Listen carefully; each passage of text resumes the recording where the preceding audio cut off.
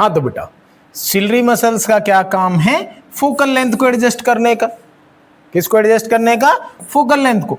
अब focal length adjust कैसे होगी? सिलरी मसल्स कंट्रोल करती हैं लेंस को।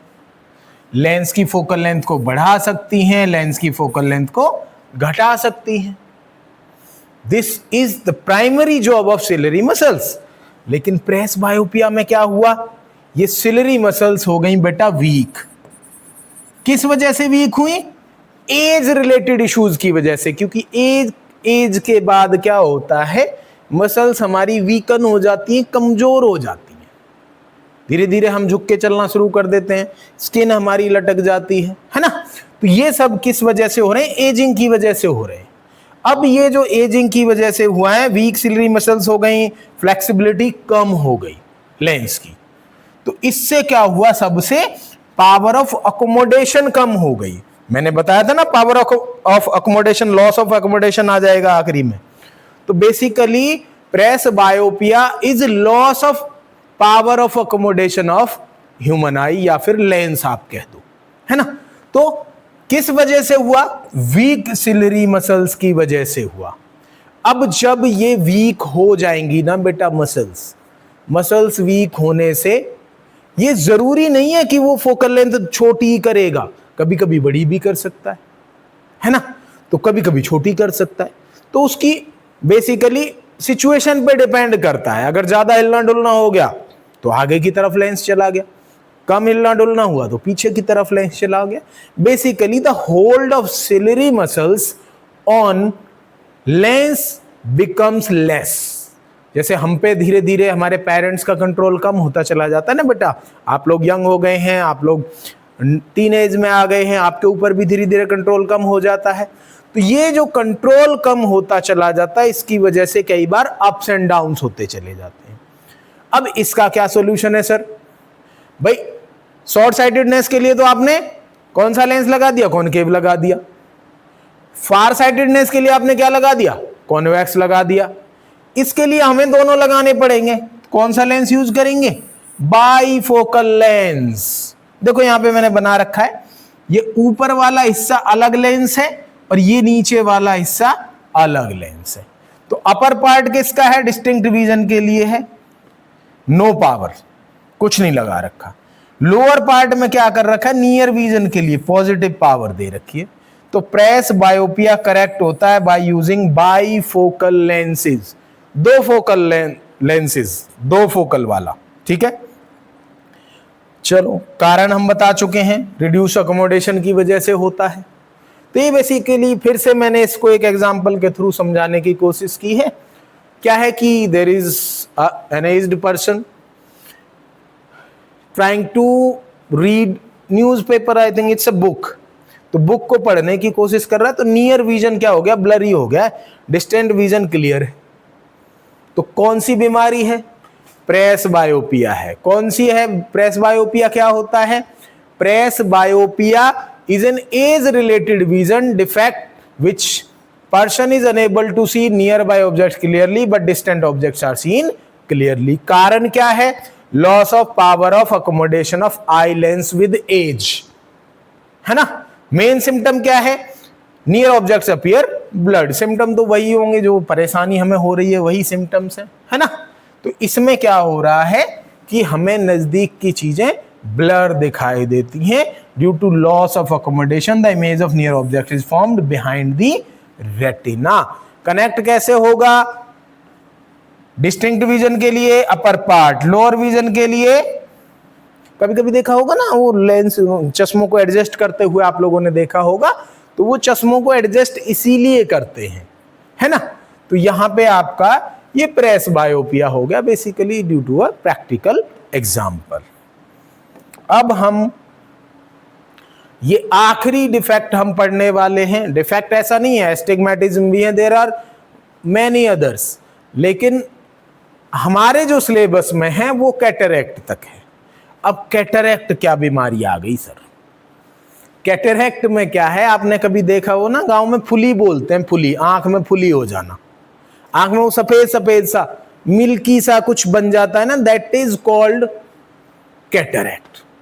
कैटरैक्ट क्या है? Clouding of the eye lens causing blurred vision. Clouding कैसे क्लाउड होगा? एक मिल्की सा सरफेस बन जाता है।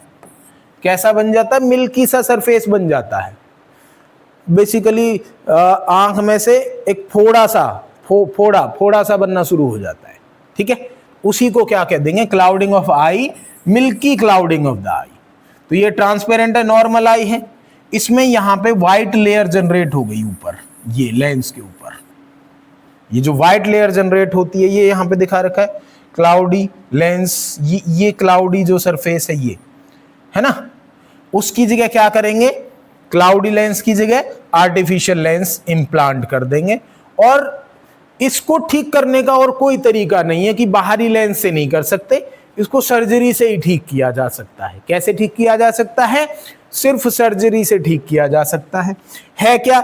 Is a condition in which the eye lens becomes cloudy causing blurred vision. Eye lens he cloudy हो जाएगा, मिल्की हो जाएगा। कैसा हो जाएगा?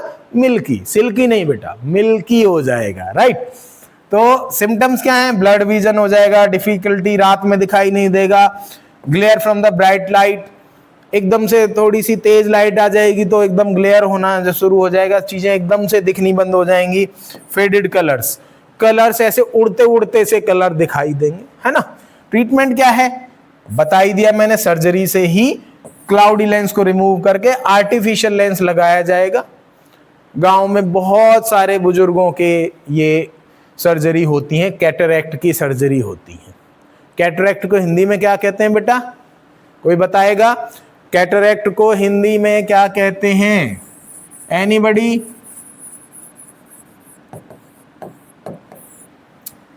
चलो कमेंट करके बताना बेटा, है ना। ये हमारे पूरा हिस्सा खत्म हो गया। अब वापस से आई करेक्शन के लिए एक स्लाइड मैंने बना दिया है। This is basically for revision. Myopia को, हाइपरमेट्रोपिया को, प्रेस बायोपिया को किस तरीके से ठीक किया जा सकता है। कैटरैक्ट को नॉर्मली इस तरीके से नहीं सही किया जा सकता, कैटरैक्ट को हमें सर्जरी ही करानी पड़ती है ना। चलिए, अब है डिस्पर्जन ऑफ लाइट। डिस्पर्जन आपने पढ़ा होगा, देखा होगा, व्हाइट लाइट का 7 कलर्स में ब्रेक हो जाना। अब ये 7 कलर्स कहां से आए? 7 कलर्स आए कहां से? White light is made of 7 colours. तो the splitting of white light into its 7 constituent colors when it passes through a prism। अरे सर इतना टिपिकल क्यों बोल रहे हो? कुछ नहीं करना है, प्रिज्म से व्हाइट लाइट को निकाल देना है। अब इस व्हाइट लाइट को जब आप निकालोगे, व्हाइट लाइट कह के रेड निकाल रहे हो सर, ये व्हाइट लाइट को निकालोगे और उसके बाद यहां पे ऐसे ऊपर वाला रेड बनेगा और एक नीचे वाला बना लेते हैं, ये वायलेट या ब्लू बनेगा। ठीक है, तो इस तरीके से विबग्योर बनता है बेटा, है ना। यहां पे हमने बनाया हुआ है। उल्टा बना दिया क्या? मैंने उल्टा बनाया कि इसने उल्टा बनाया है? इसने उल्टा बनाया बेटा। ये ऐसे नहीं बनेगा, ये ऐसे बनेगा जो इसमें दिखाई दे रहा है। Moving on to next slide then. Formation of rainbow, इसमें इन्होंने इसको सिंपल दिखाने के लिए ऐसा कर दिया है। ऐसा नहीं होगा बेटा, ये कलर्स नीचे की तरफ से बनेंगे। कहां से बनेंगे? नीचे की तरफ से बनेंगे। ये वायलेट सबसे नीचे, इंडिगो फिर VIBGYOR। ये वायलेट जो है ये सबसे ज्यादा बेंड होगा, ये सबसे ज्यादा बेंड होगा, नीचे की तरफ होगा ये। ठीक है, जैसे ये रेनबो बना हुआ है वैसे बनेगा ये रेनबो की तरह। नीचे की तरफ विबग्योर, नीचे से ऊपर की तरफ जाएगा। यहां पे ऐसे 1 2 3 4 5 6 and 7 VIBGYOR VIBGYOR. Violet, indigo, blue, green, yellow, orange and red. ये इस तरीके से 7 कलर में, कलर्स यही 7 रहेंगे, इनका जो फॉर्मेट है वो इनवर्स हो जाएगा, नीचे से V और ऊपर R की तरफ चला जाएगा। तो डिस्पर्जन है क्या? Splitting of white light into its 7 constituent colours when it passes through a prism. इसी को हम क्या कह रहे हैं बेटा? डिस्पर्जन कह रहे हैं। देखो ये जो ऊपर दिखाया हुआ, दिस वन इज करेक्ट, ऊपर वाला करेक्ट है ना। यहां पे नीचे वॉयलेट होगा, ऊपर सबसे रेड होगा, विबग्योर। ठीक है, याद रखना है बेटा, कभी भी ऐसा नहीं है कि आपको जो चीजें दे दी गई आप उसी पे फोकस करें, ऐसा नहीं होना चाहिए, राइट। चलिए, तो अब ये 7 कलर्स में ब्रेक कैसे हुई? सर व्हाइट लाइट है तो 7 कलर हमें जनरली क्यों नहीं दिखाई देते हैं? हमें जनरली इसलिए नहीं दिखाई देते हैं कि जब आप मीडियम चेंज करोगे ना बेटा, इन 7 कलर्स की VI BG Y O R, इन सब की स्पीड अलग अलग होती है अलग अलग मीडियम में। अब हमने यहां पे क्या किया? ग्लास सरफेस लिया था ट्रायंगुलर शेप में, जिसको हम क्या कह रहे हैं? प्रिज्म कह रहे हैं। अब जब इसमें से ये लाइट गुजरी तो इनकी सबकी स्पीड अलग अलग हो गई, तो इन्होंने क्या किया? ये अलग अलग टाइम पे बाहर निकली, और अलग अलग टाइम पे बाहर निकलेंगे तो ये कलर्स अलग अलग दिखाई देना शुरू हो जाएंगे। इसी को हम क्या कहते हैं बेटा? डिस्पर्जन ऑफ लाइट कहते हैं। इसके एप्लीकेशंस में रेनबो सबसे नजदीकी एप्लीकेशन है, आपको पता होगा। मैंने डेविएशन किस में सबसे ज्यादा बताया है? सबसे ज्यादा कौन सा कलर डेविएट होगा? कोई बताएगा? सबसे ज्यादा कलर डेविएट होगा बेटा वॉयलेट। कौन सा डेविएट होगा? वॉयलेट। सबसे ज्यादा वॉयलेट डेविएट होगा, विबग्योर, इसीलिए इसको V से शुरू करते हैं, है ना। तो सबसे ज्यादा वॉयलेट, उसके बाद Indigo, blue, green, yellow, orange and red. Order of deviation ये यहां पे मैंने मार्क किया हुआ है। रेड सबसे कम डेविएट होता है when it passes through some other medium। किसी और मीडियम में जब व्हाइट लाइट एंटर करेगी तो सबसे कम रेड डेविएट होगा। Red deviates the least. और सबसे ज्यादा कौन हो रहा है? सबसे ज्यादा हो रहा है बेटा violet deviates the most. Most deviation किस में शो हो रहा है? वॉयलेट में हो रहा है, याद रखेंगे। ठीक है, यहां पे मार्क मैंने किया हुआ है। Different colours band differently, violet bands maximum, red bands minimum, white light contains 7 colours. अब ये ठीक है, हमें पता चल गया कि वॉयलेट सबसे ज्यादा बैंड हुआ, ये नीचे की तरफ वॉयलेट होगा, यहां पे जो ये रेड बना हुआ है। अब ये सबसे ज्यादा डेविएट हुआ, इसका मतलब क्या हुआ? कि इसने सबसे ज्यादा डिस्टेंस कवर की इसके अंदर से। तो ये जो है सबसे ज्यादा डेविएट हो रहा है, तो इसकी वेवलेंथ और फ्रीक्वेंसी का क्या सीन है?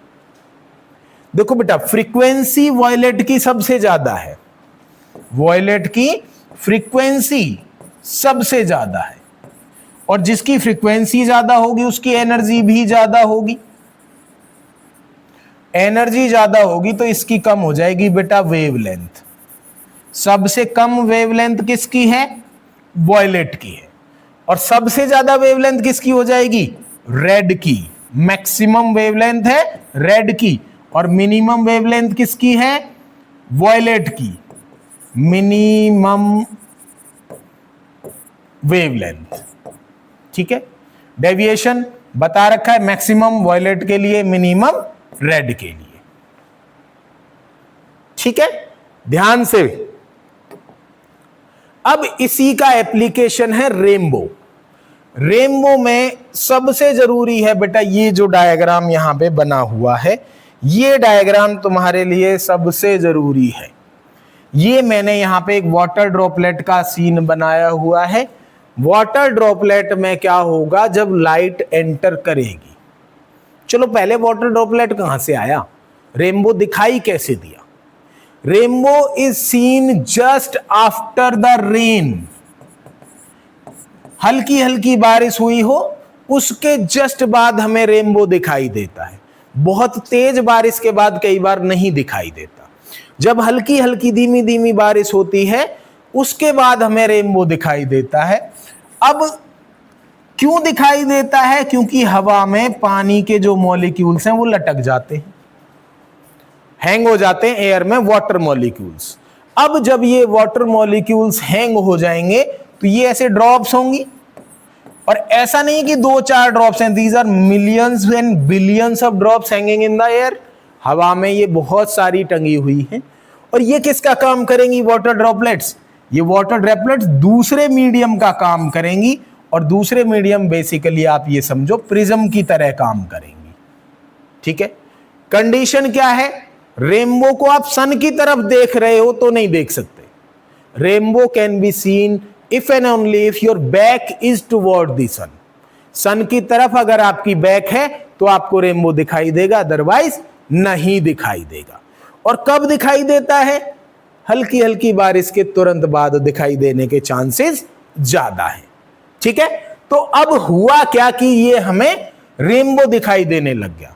ये तो हमें पता चल गया कि व्हाइट लाइट में 7 कलर्स होते हैं, और जब ये प्रिज्म से गुजरेंगे, व्हाइट लाइट गुजरेगी तो 7 कलर्स में डिवाइड हो जाएगी। अब हवा में ये जो प्रिज्म का काम कौन कर रहा है? ये वाटर ड्रॉपलेट कर रही है। अब इसके प्रोसेस को ध्यान से समझो बेटा कि इसमें कौन कौन से प्रोसेस काम कर रहे हैं। जैसे ही लाइट एंटर होगी, सबसे पहला क्या पार्ट है? सबसे पहले रिफ्रैक्शन हुआ, लाइट रिफ्रैक्ट हुई, बेंड टुवर्ड्स द नॉर्मल, क्योंकि एयर से वाटर में जा रही है और वाटर का रिफ्रैक्टिव इंडेक्स ज्यादा है एज कंपेयर टू एयर। पहला काम हुआ रिफ्रैक्शन। फिर क्या हुआ? अलग अलग कलर्स में डिवाइड होना शुरू हुआ, क्योंकि दूसरे मीडियम में जाते ही सारे कलर्स की अपनी अपनी स्पीड हो जाती है। तो ये डिस्पर्स होना शुरू हुई, डिस्पर्जन होना शुरू हुआ। अब क्या हुआ? एंड सरफेस पे जाने के बाद बहुत सारी लाइट तो बेटा सीधी निकल गई, बहुत सारी लाइट तो सीधी निकल गई। कुछ लाइट यहां से पूरी तरीके से रिफ्लेक्ट होके वापस आ गई। अब इस बात को ध्यान से समझना, मैंने इसको तुम्हें समझाने की कोशिश की है, तुम्हें समस्या होगी बाद में, क्योंकि यहां पे ये जो पॉइंट नंबर 3 है इसका नाम है इंटरनल रिफ्लेक्शन, और तुम इसको क्या कहोगे बाद में? टोटल इंटरनल रिफ्लेक्शन मान लोगे, जो कि ऐसा नहीं है। टोटल इंटरनल रिफ्लेक्शन तब होता जब पूरी की पूरी लाइट इधर आ गई होती। ऐसा नहीं है कि पूरी लाइट इधर आ रही है, तो कितनी आ रही है? Some part of the light is reflecting on the surface of the other surface of the water droplet. तो बहुत सारी तो ऐसे सीधी निकल जा रही है बेटा, बहुत सारी निकल गई।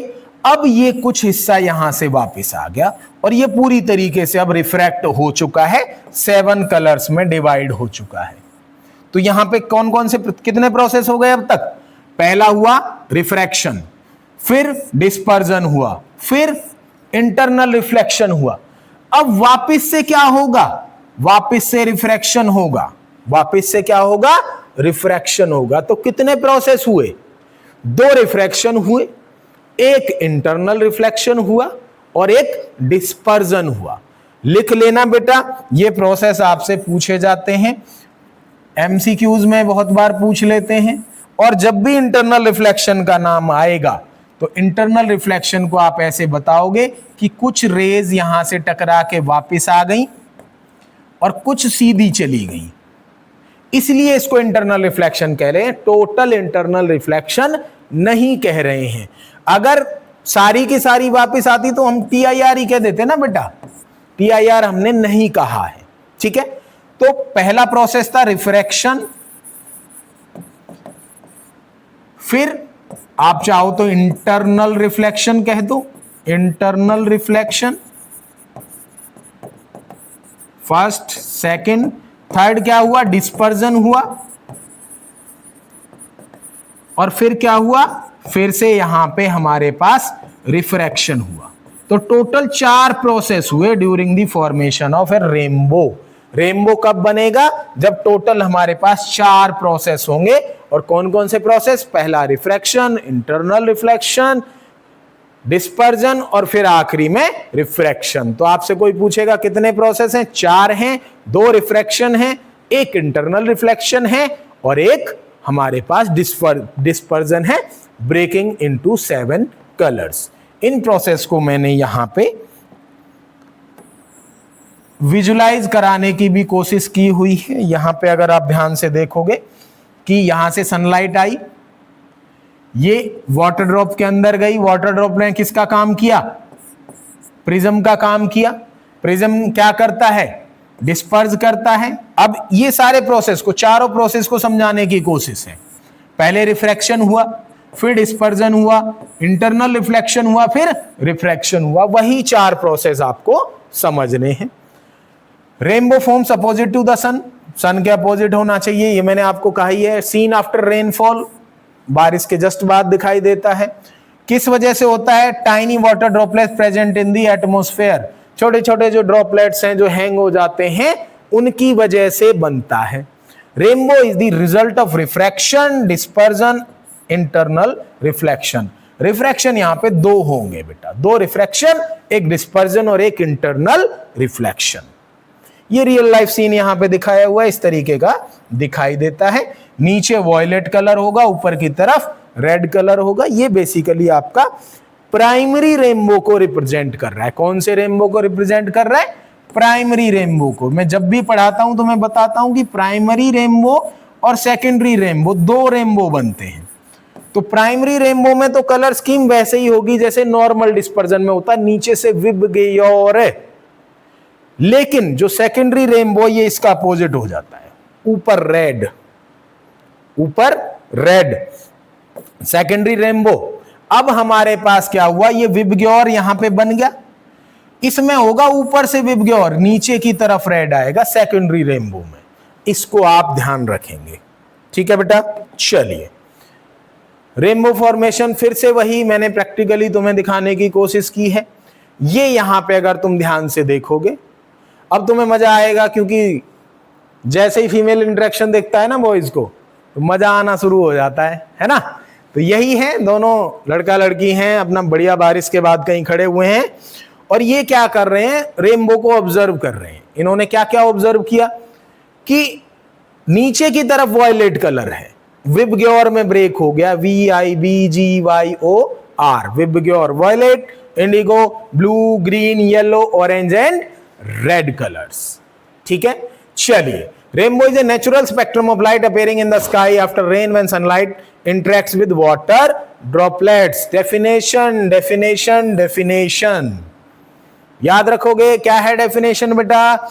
ध्यान से। A rainbow is a natural spectrum of light appearing in the sky after rain when sunlight interacts with water droplets. ये हो गया आपका रेनबो पूरा डिस्पर्जन ऑफ लाइट। सर इसी स्लाइड पे पढ़ा देते तो मजा नहीं आ जाता। कोई बात नहीं, अगर मैं ये इमेज पहले लगा देता था ना तो तुम्हारी खुसर फुसर शुरू हो जाती। उस खुसर फुसर को बचाने के लिए मैंने ये किया है। वही यहां पे देखो, पहले रिफ्रैक्शन, इंटरनल रिफ्लेक्शन, फिर से रिफ्रैक्शन। डिस्पर्जन को ये भूल गए हैं, इसमें क्या होगा? डिस्पर्जन भी तो होगा। तो टोटल 4 प्रोसेस होंगे, डिस्पर्जन को भी ऐड कर लेंगे। व्हाइट लाइट कितने कलर्स में डिवाइड हो जाएगी? 7 कलर्स में, ठीक है। चलिए, moving on to next topic of the day. अब ये refraction and dispersion of light through prism. वैसे हम डिस्पर्जन पूरा पढ़ चुके हैं, ये स्लाइड। चलिए, मैं यहां पे तुम्हें प्रिज्म को पहले खुद से समझाता हूं, उसके बाद इसमें जो लिखा हुआ है उस पे मूव करेंगे। चलिए, करना क्या है? करना ये है बेटा कि आपको यहां से रे एंटर करानी है ना। ये ऐसे बेंड होगी और ये ऐसे चली जाएगी। बेसिकली लास्ट वाली थोड़ी सी अलग से हो गई है, तो इसको सही कर लेते हैं।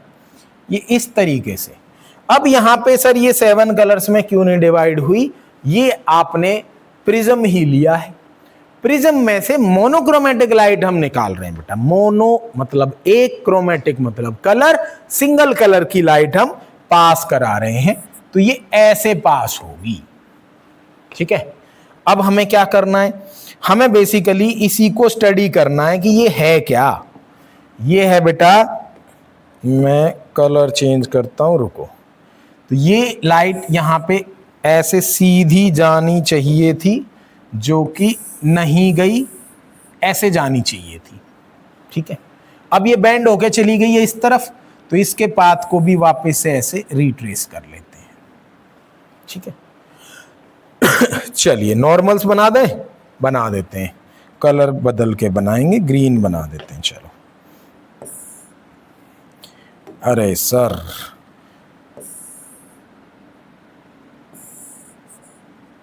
ये देखो बेटा क्या हुआ है। चलिए, यहां पे लाइट फॉल हुई, नॉर्मल के साथ एंगल ऑफ इंसिडेंस इसने बनाया, अब ये बेंड हो गई, तो ये एंगल ऑफ रिफ्रैक्शन हुआ। ये दूसरा एंगल ऑफ इंसिडेंस कह दो, या फिर ये दोनों सिमिलर एंगल्स हैं तो ये आर के बराबर हो गया। ये एंगल ऑफ इमर्जेंस हो गया। ठीक है, एंगल ऑफ डेविएशन इसमें मार्क करना है आपको। क्या करना है, एंगल ऑफ डेविएशन और मार्क करना है। देखो फाइनल पाथ कौन सा है बेटा, फाइनल पाथ है सर ये वाला, इमर्जेंट रे जो है, ये इंसिडेंट रे है, ये इमर्जेंट रे है। बाहर निकलने वाली रे को क्या नाम देंगे, इमर्जेंट रे नाम देंगे। क्या नाम देंगे, इमर्जेंट रे नाम देंगे बेटा। ठीक है, अब ये इनिशियल पाथ था ये वाला, इसको हटा देता हूं, है ना, ये इनिशियल पाथ था और ये फाइनल पाथ। तो ये इनिशियल और फाइनल के बीच में ये देखो बेटा, ये वाला जो है, ये एंगल जो होगा, इस एंगल को हम क्या कह रहे हैं, इस एंगल को कह रहे हैं एंगल ऑफ डेविएशन। तुम्हारी बुक में डी से डिनोट कर रखा होगा इसको, है ना। वैसे डेल्टा से भी डिनोट करते हैं, ऐसे डेल्टा से डिनोट करते हैं। ठीक है, सीनियर क्लासेस में इसी को यूज करेंगे। तो डेल्टा जो एंगल ऑफ डेविएशन है ना बेटा, ये किस किस के बीच में है, इनिशियल पाथ और फाइनल पाथ वाली जो रे है उनके बीच का जो एंगल है उसको हम क्या कह रहे हैं, एंगल ऑफ डेविएशन कह रहे हैं, है ना। तो लाइट किस तरफ, बेस की तरफ थोड़ी सी आ गई, यही हुआ, रे सीधे जा रही थी, बैंड हुई, इन्होंने थोड़ी ज्यादा बैंड दिखा दिए। ये इमर्जेंट रे है, ये रिफ्रैक्टेड रे है, ये इंसिडेंट रे है, ये नॉर्मल है। अब यहां ये वाला जो एंगल होना चाहिए था, ये एंगल ऑफ डेविएशन था, है ना। इमर्जेंट एंगल ये हमारे पास इस तरीके से, ये एंगल ऑफ इमर्जेंस है, वो मैं तो आप लोगों को बता चुका हूं। ठीक है, बहुत ज्यादा डिटेल्स की इसमें ज्यादा जरूरत नहीं पड़ेगी, इतना ही आपको करना है। तो ये हो गया रिफ्रैक्शन थ्रू ग्लास प्रिज्म। अगला टॉपिक है बहुत ही इंपॉर्टेंट, चलिए कराते हैं 5 मिनट का ब्रेक।